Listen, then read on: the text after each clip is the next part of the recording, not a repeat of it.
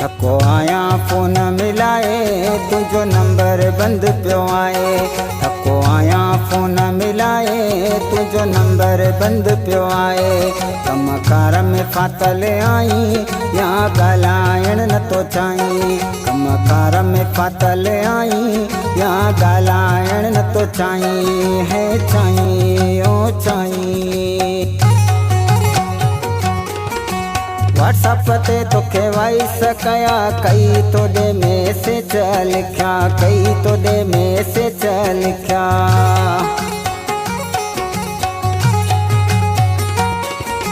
WhatsApp ते तोखे voice कया कई तोॾे मैसेज लिखिया कई तोॾे मैसेज लिखिया।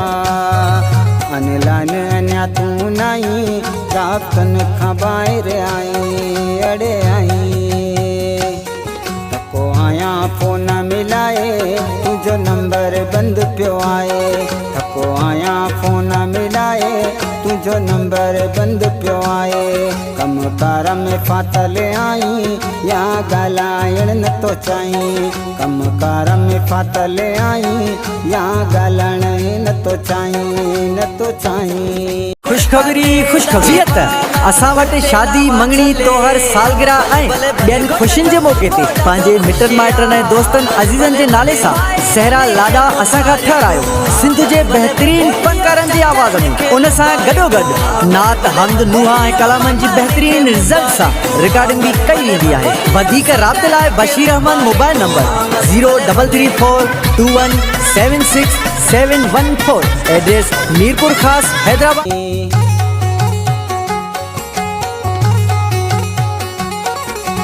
तोखा जुदा ॿियो ॻोठ परे वञा काॾे नथी यार सरे अञा काॾे नथी यार सरे।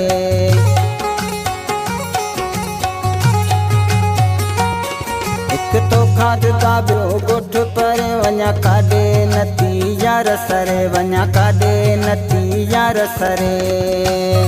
तन्हाई छजो रुलाए इन दुख छजो मूंखे खाई है खाई।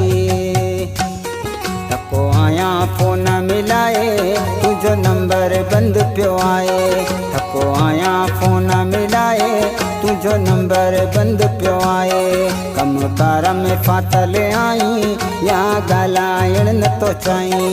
कमकार में फातल आई या ॻाल्हाइण नथो चाहीं नथो चाहीं।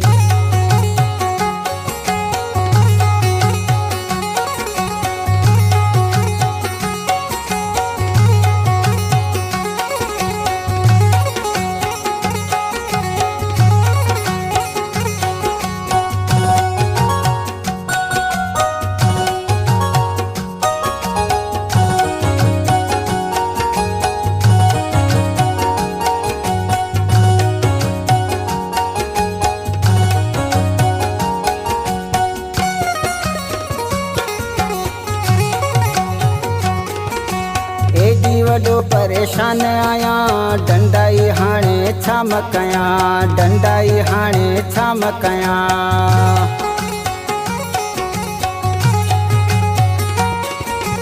एडी वॾो परेशान आया डंडाई हाणे छा कया डंडाई हाणे छा कया। मुंहिंजी नौकरी अहिड़ी आहे छॾे गुदर में फांसाए फांसाए। थको आया फोन मिलाए तुझो नंबर बंद पियो आए। थको आया फोन मिलाए तुझो नंबर बंद पियो आए। कमकार में फातल आई या ॻाल्हाइण नथो चाहीं। कमकार में फातल आई या ॻाल्हाइण नथो चाहीं नथो चाहीं।